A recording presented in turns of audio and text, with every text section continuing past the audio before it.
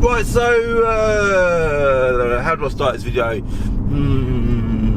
So obviously I recently bought myself a BMW M4 CS, right? I'm absolutely loving that car, but I don't currently have that in my possession because it's gone off to get some bits done, which I'll do a video on that. That'll come up at some point soon. In the meantime, whilst that's been away getting its stuff done, I've been daily driving my BMW M140i. It's a stage 1 tuned car. I've done a video on it and I absolutely love that car. It's honestly, it is great fun to drive. Price point for a BMW M140i is about sort of £20,000, okay? I've got someone coming on the M140i today, so I left it at work last night, and as I left work last night I thought, what car do I take home tonight? And I've been dying to get my hands on an Audi RS3, and this car actually came in this week as a seller return, which means we haven't bought it, we're selling it on behalf of the customer, although I might be buying it, I don't know yet. But yeah, I thought, I know what I'm going to take home tonight. I'm going to take that RS3 home. So I drove it home last night. I'm currently on my way back into work, and I thought, I need to get this car on my channel. I've been dying to drive one for a long time. It's a hatchback as well. I recently bought a saloon. Do you know what? We'll talk about all that in a sec. What I'll do is I'll pull over, we'll do some cinematics, and we'll continue talking about my feelings or my thoughts on this Audi RS3.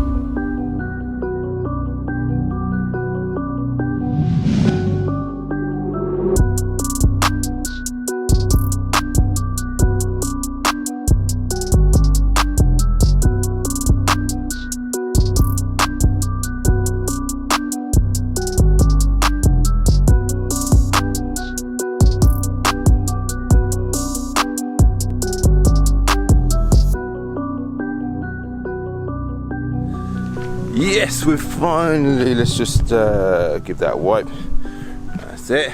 Yeah, we've finally got an Audi RS3 hatchback on my channel. So this is obviously a pre-facelift car. It's a really early car, 65 plate that came out in 2015. So value wise, this is an entry level value car, right? They start at about £30,000. You can get them for a bit less than that for sort of higher mileage cars or categorised and stuff. This car has done 47,500 miles, all right, so it's pretty good mileage. This car's got a couple of nice spec options, super sport seats being one of them, love that, and the other thing is banging awesome sound, all right. So it's also quite a nice colour, and I like the wheels, and the big brakes at the front are also, they are stock by the way, them brakes, but they are a nice set of brakes, aren't they? Now, about a year ago I got a plane to Scotland to buy an Audi RS3 saloon in Nardo grey. It was a facelift car, so I think it was a 2018 maybe. They've done a few changes on the facelift, virtual cockpit, Dazzler engine, about 20 more horsepower. These have got 360, I think they've got about 380, maybe a bit more than that. Obviously they are more money, but I was excited about buying that car. Now when I got into that car and I drove it home all the way from Scotland on my own, it was a wonderful journey home. I was a little bit underwhelmed about that car, and I've done a video explaining that I wasn't too impressed with my new Audi RS3 saloon, right? Since doing that video, I've always felt a bit harsh. I've always thought, oh, hell, mate, they can't be that bad. They can't be. Look at that car. Look how nice looking that car is. Good looking. It's got a 5-pot engine under the bonnet. It's got a lot going for it. It's a 4-wheel drive, obviously a quattro. It's an RS car as well, you know. How can you ever say bad stuff about an RS car? I think my point was really that it wasn't that I disliked the RS3 saloon. It was just that I thought that they're not great value for money, right?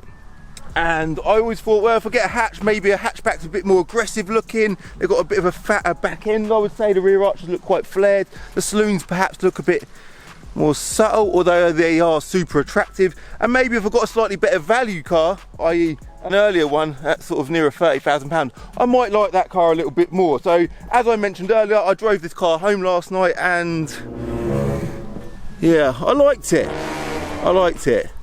but I didn't love it. And then me sort of recapping on my thoughts or my feelings of the RS3 saloon that I'd done a video on a year ago, I think everything I've said was right. Now I have been daily driving the M140i, like I said earlier, for the last few days, and it's been brilliant. £20,000 car, it's £10,000 less than this RS3, and performance wise it done 20 to 70 mile an hour in 3.9 seconds. Massively quick car, and I want to see how quickly this does 20 to 70 as well. We'll do that later on in the video. Postman Pat, shout out to the postman. Also another car that we've done 20 to 70 on is an Audi S3 saloon. My friend Danny, we've done that done great times. Can't remember exactly what time it done, but I'll put it on the screen now. that's £20,000. Also £10,000 less than this RS3 hatchback. You can actually get an Audi S3 for about 15 grand, right? That's half the value of this car. Do you know what? Let's get in it and drive it, yeah? Look at them seats, man. That is a seriously good option. They almost look too good for the car. Like for a little sports hatch to have them seats in it, they're a very special pair of seats. But the saloon one that I bought from Scotland didn't have these seats in it, and I was so disappointed. Obviously it was a nice car, obviously being nardo, great, being a saloon, being a facelift, it had everything going for it.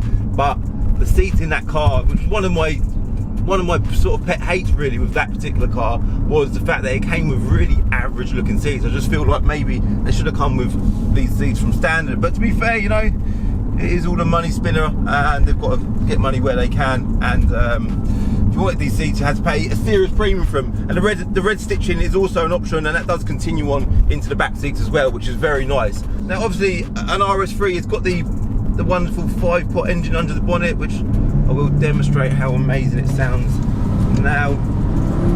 Listen to that. It almost sounds like my Audi RS3. It's really strange, but not quite as, I suppose, natural. You can hear the turbo spool as you're on the throttle there, and then when you let off, you get a little dump as well, which is very, very nice. Listen to that. Now this has got an aftermarket air intake as well, so it's probably giving us a bit more whooshy sounds from under the bonnet. In dynamic mode as well, it will crackle a little bit as you let off. Again, very much like my Audi R8. So from that point of view, it is amazing, yeah? Now let's get something straight with this video. I am not sitting here slagging these cars off. This is a bloody brilliant car, right? This is obviously better than an Audi S3. It's obviously better than, is it better than an M140i? I think M140i's look a bit subtle, whereas this does look definitely, without a doubt, more attractive than an M140i. I think the point for me with this car is, more than anything, is just the value of it. But then I sort of look at things like Rolex, for example, right? That is an expensive, well, it's not an expensive, as far as watches go, it ain't bloody expensive, but they're like 10 grand upwards. It's bloody ridiculous. But then sometimes you sort of think, maybe that's what's making me want one even more. Because if that was £1,000, everyone would have one, and you'd sort of look at it and think, oh yeah, all right, for £1,000, that's a nice little watch, isn't it? And maybe an RS3 is quite similar. Maybe the fact that it is quite valuable. Talking values quickly, these were £40,000 new. I just checked and double checked. I'm like, surely they weren't 40 grand new. They seem to have held their money so well. But yeah, that aside, maybe with the fact that they are 30 grand now used, and people are like, do you know what? That's the dream. It's unattainable for most people. And maybe that's what gives people that desire, that want to have one of these cars. But every time I've driven one, I've always felt a little bit disappointed. And again, not disappointed because I think they're crap. I don't think they're bad. I'm not slagging this car off. I just don't think, I don't know, they're just not as good as I kind of expect them to be. And I'm about the only bloody person in the whole of the car world that says that. Listen to that. Sounds amazing. Something else I wanted to say. What was the other thing I wanted to say? Market.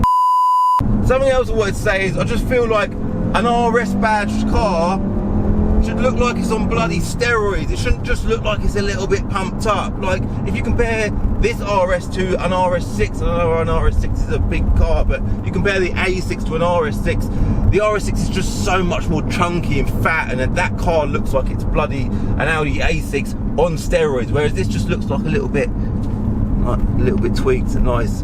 Again, not putting it down, guys, it's just not quite as good as I would expect it to be, alright? One thing these cars do have going for them is tunability. You can get massive power out of these cars, and they pretty much outperform most things in their league. If you compare this to an F80 M3, that's one car that I would compare it to. I would prefer to have an F80 M3. If I was spending £30,000, I would prefer to go and spend my 30 grand today on an F80 M3. But one thing I have just been thinking, that is an RS3 more special? And I think it is. So I'm almost contradicting what I'm saying here, but something about an RS3 is quite special. I don't know what it is, maybe because it's a bit more unique, a bit more, they're less common. You see F80 M3s everywhere you go, whereas RS3s, you just don't. Maybe that makes it a bit more special, I don't know. But would you rather, let me know in the comments below, would you rather an F80 M3 or an Audi RS3 if you're about to spend 30 grand? Because I am curious. I know these cars are absolutely loved in the car world, and again, I'm going to remind you that I think they're brilliant, but I just think they should sit maybe about 20-25 grand, not 30 to 35 grand. But yeah, let's now do the 20 to 70 mile an hour and see how it compares to the S3 and the M140i. Right, before I do this, I want to make the point that both the M140i and the Audi S3 Saloon were tuned cars, and they were both slightly more power, or they both had slightly more power than this car, alright? But let's still see how this compares. It's completely stock, 360 horsepower.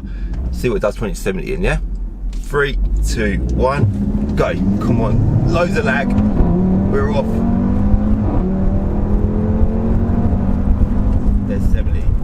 Right, I'll do a few runs and I'll check back in with you in a sec, alright?